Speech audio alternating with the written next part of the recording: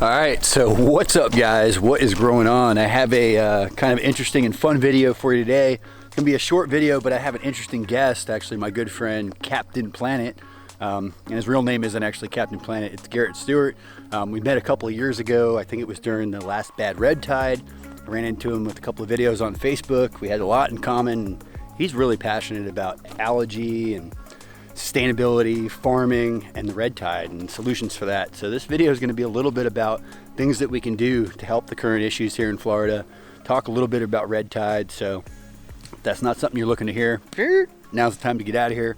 But hopefully you guys will hang on and check this out, because you know, I think there's many different solutions, many different ways that we can start to attack this, and it's something that we need to focus on and probably start moving towards if we want to have, you know, a living Gulf of Mexico, living East Coast, you know, an ecosystem for our kids when they get older. Because right now we're experiencing probably the worst ecological disaster since the 70s, in my opinion. It's really bad, so hold tight. All right, dude, what's going on, man? What's up, homies? How we doing? Good. You the captain? Yeah, I'm Captain Planet. Glad you noticed. Hey guys, my name's Garrett. Everybody calls me Captain Planet like the old cartoon. I run a nonprofit called the Eco Preservation Project. And everything that I do, even though I do a lot of things, always revolves around kids and nature. So I'm a marine scientist, an agricultural scientist, and a wildlife biologist. So I talk about a lot of different things. However, usually what things center around is always the kids, making sure that the next generation is getting taught the solutions as well as the problems, or I guess vice versa, and get to cracking on that. A lot of times us adults, we act like we're going to be the entire solution, and we're not including the kids into this battle as far as for our environment does. You know, when we talk about things like the red tide that we're experiencing right now, you know, a lot of times people do want to just fight and blame, and we're not putting any blame back on ourselves. As far as, in reality, we're all a big part of the problem. You know, we're trying to grow these green grass lawns, or as my boy Pete likes to call them, grass holes. I love that term, and I use it quite often because it's true. We need to realize that we can coexist in Florida, but doesn't this look much more beautiful than a green grass lawn? You know, when it comes to red tide, sure, red tide is natural. Carina brevis, it's a dinoflagellate. It is natural, just like a plant is natural. But when we put miracle grow on something like a plant, it starts to grow unnatural, like a miracle. And the problem is we have different symptoms from fertilizers from our lawns that aren't regulated at all, fertilizers from agriculture that are regulated, and then of course our sewage. So we're all at faults on this. What can we do? Well, we can put artificial mini reefs underneath the docks of our water. That's one thing that I do. These filter 30,000 gallons of water every single day, house 300 fish and 200 crab per year. And that's a university proven test. It's not me just, yeah, I think this is what's going on. So this is something positive. I've just got done putting in a bunch of them in at Pelican Alley, a restaurant in Nokomis. It's good to see businesses realize that they can be more than businesses, they can be heroes. But so can regular people. You know, the more that we start sharing about things as far as, why do we even have green grass lawns? Lawns were started in Europe a long time ago, and if you had enough peasants to manicure a lawn, it meant you were upper class. And now here we are down here in Florida, all these years later, in a whole different continent, implementing the same principles, and we're paying money to hurt our ecosystem. The plants that don't belong here, they require fertilizers and they require irrigation. Not only are we hurting our oceans, but we're literally poisoning our aquifers with salt water for our next generation.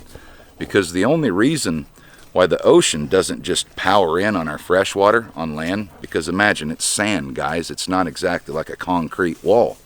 The reason why this pressure gradient exists is because the amount of fresh water is pushing against the amount of salt water in our ocean, because Florida is surrounded by ocean. This concept, think of it. If we're irrigating all of our green grass lawns, we're depleting our aquifer. We're depleting it by allowing Nestle to do what they're doing. This changes that gradient. It changes the pressure. And now we have physically proven that salt water is infiltrating a lot of our aquifers.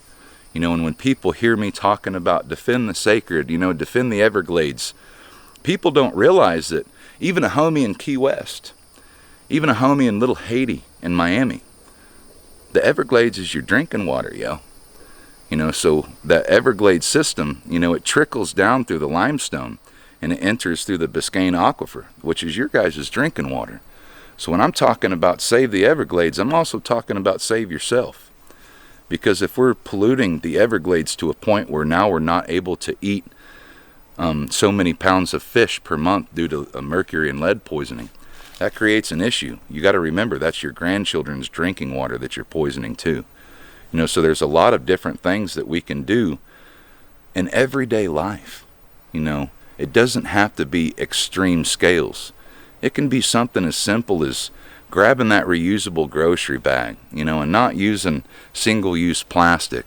Different things like that. Sure, when I can afford a Tesla truck, I'm going to get one.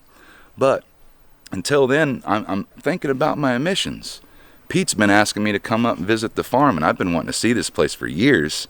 But when I had an event in St. Pete, I thought to myself, how could I use the most of my emissions?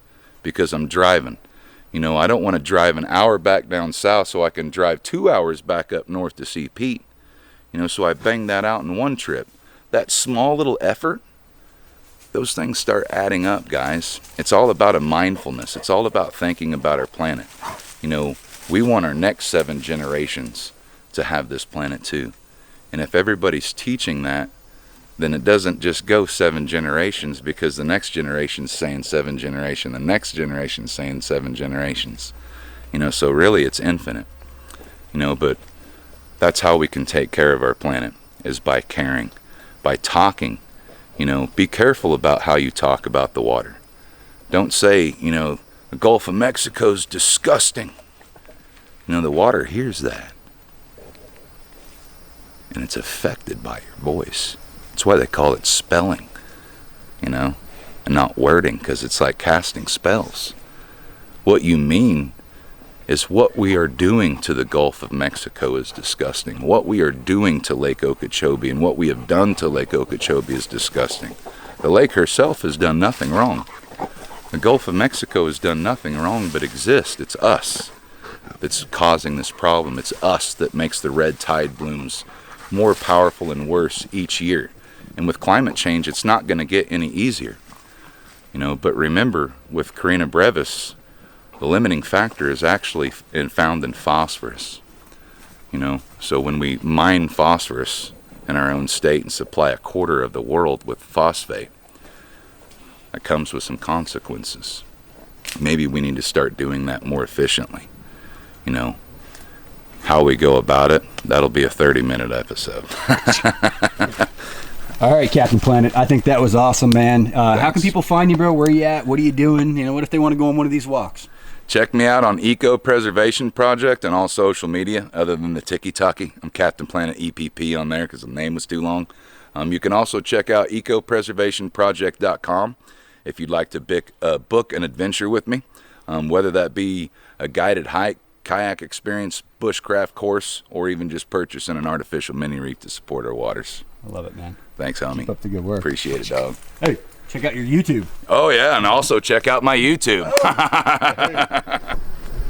All right, guys, awesome to have Captain Planet out here. It's really cool when you've been watching somebody for a long time, you've been seeing them online, and you finally get to connect, and you have so much in common.